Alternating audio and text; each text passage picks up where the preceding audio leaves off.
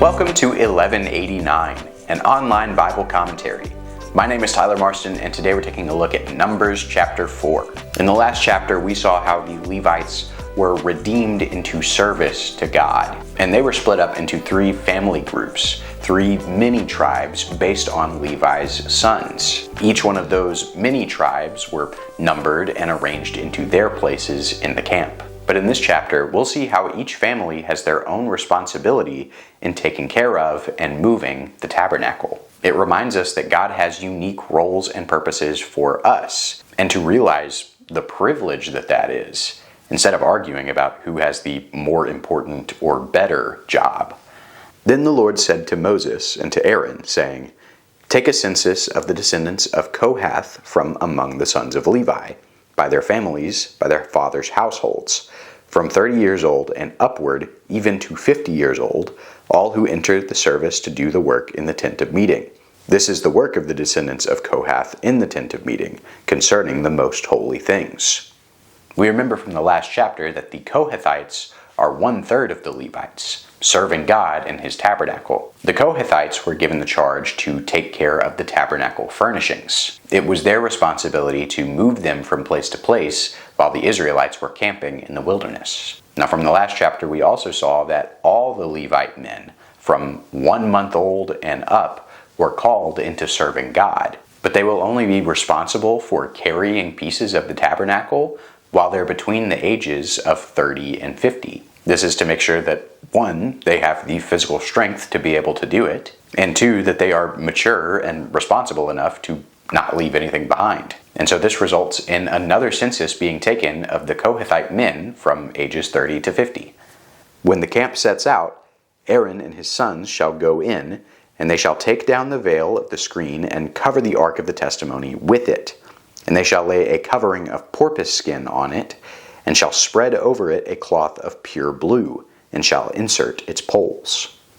The Kohathites are responsible for all of the tabernacle furnishings, and of those, the most important one is the Ark of the Covenant. Remember from Exodus 25 how it was the seat of God's glorious presence, and how it was so holy that it had to be placed behind a special veil. In fact, the ark was so sacred that not even the high priest could go behind that veil except for one time a year during the Day of Atonement. On that day, the priest would purify the ark, and that would symbolize God covering over and atoning for the people's sin and uncleanness. And so all of that is to say that when moving the ark, the Kohathites are not to go behind the veil, and neither are the priests. Instead, they take the veil down first and cover the ark with it. It represents that supreme holiness of God, how he is so unlike us. After that, the veil and the ark are wrapped with further protection.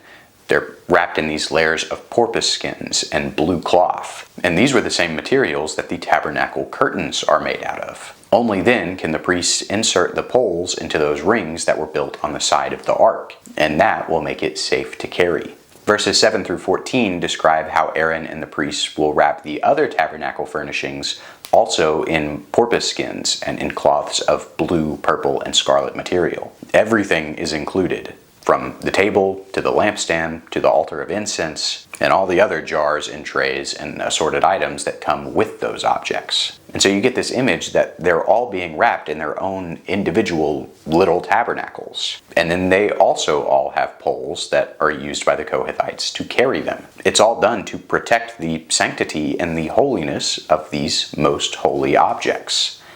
When Aaron and his sons have finished covering the holy objects and all the furnishings of the sanctuary, when the camp is to set out, after that the sons of Kohath shall come to carry them, so that they will not touch the holy objects and die. These are the things in the tent of meeting which the sons of Kohath are to carry. The responsibility of Eleazar, the son of Aaron the priest, is the oil for the light, and the fragrance incense, and the continual grain offering, and the anointing oil. The responsibility of all the tabernacle, and of all that is in it, with the sanctuary and its furnishings. Then the Lord spoke to Moses and to Aaron, saying, "Do not let the tribe of the families of the Kohathites be cut off from among the Levites, but do this to them that they may live and not die when they approach the most holy objects. Aaron and his sons shall go in and assign each of them to his work and to his load. but they shall not go in to see the holy objects even for a moment, or they will die.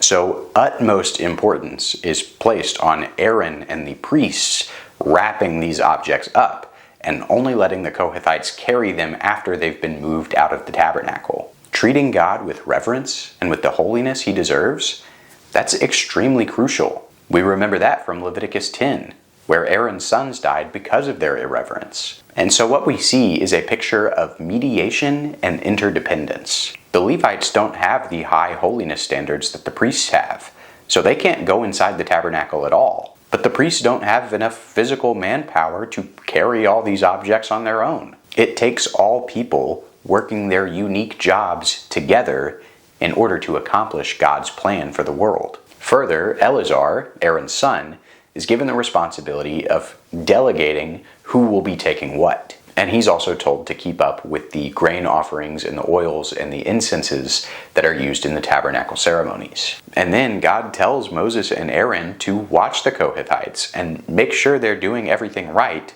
so that no accidental tragedies occur. This reveals the balance that's necessary in good leadership. On the one hand, you have to delegate well and trust that other people will do the job that God has called them to do. On the other hand, you also have to guide and watch over and protect, ensuring that no harm, either to God's holy objects or to the Kohathites, will occur. Verses 21 through 33 shows God giving similar instructions to the Gershonites and the Merarites, the other two families of the Levites. There's a census taken for the 30 to 50-year-olds among them, too. The Gershonites are given the responsibility to carry the tabernacle textiles, all its curtains and skins and hangings and screens and linens, things like that. Meanwhile, the Merarites are put in charge of the tabernacle equipment. That's things like the bars and the pillars and the hooks and the sockets and the pegs, etc., etc. And both of these groups are placed under the responsibility of Ithamar,